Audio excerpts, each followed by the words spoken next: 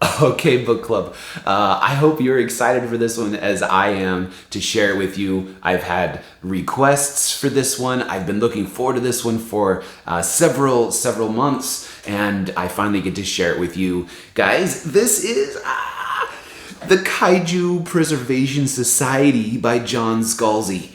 Oh my gosh. Have you read Scalzi before? You need to. Everything he touches is so fun.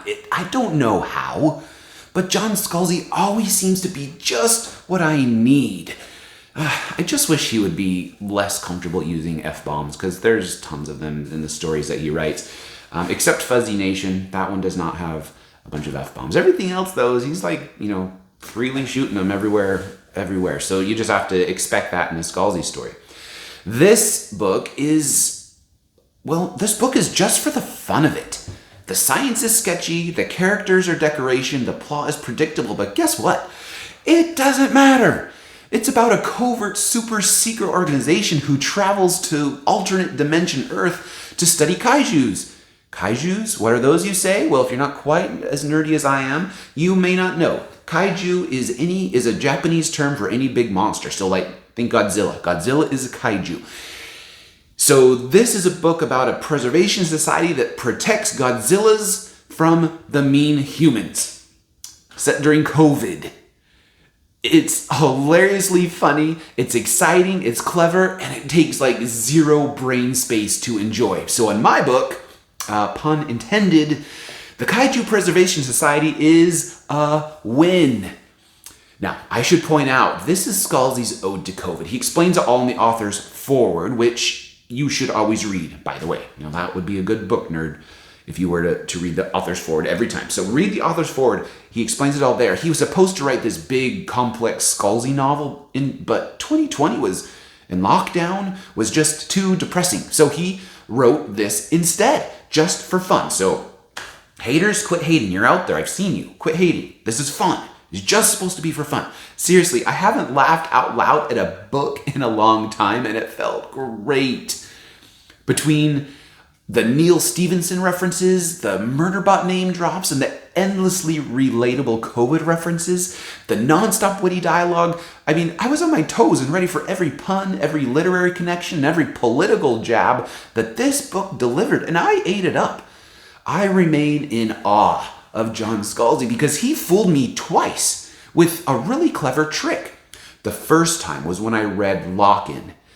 I was finished with the entire book, and I had enjoyed it, and there was nothing unique about the book that I could tell, but I was reading an interview about the book that Scalzi gave before when I learned, and I realized he had caught me.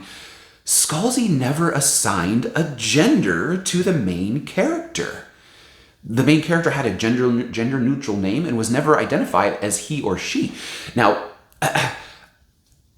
as a literary trick, it was so cool. I couldn't believe that I just assumed the character was a male without being told, only to discover that others had assumed that the main character was a female. It is fascinating. It was just this really cool, amazing book nerdy thing. Well, guess what? I was quicker this time.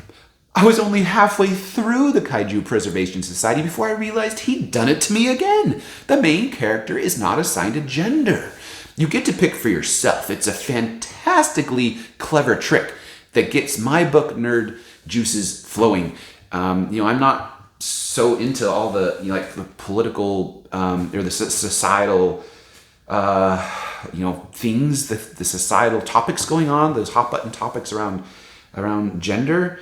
I don't care, so much about that stuff, but and I don't care about it in this book for those same reasons. I care about it because it's this cool, literary trick, and I love being tricked and surprised. So anyway, like I said, if only Scalzi wouldn't swear so much. It's the only thing that keeps me from being an all-in John Scalzi supporter. This book has an F word every 5 pages. So it is a lot. Now, that's literal. Every 5 pages I counted for you.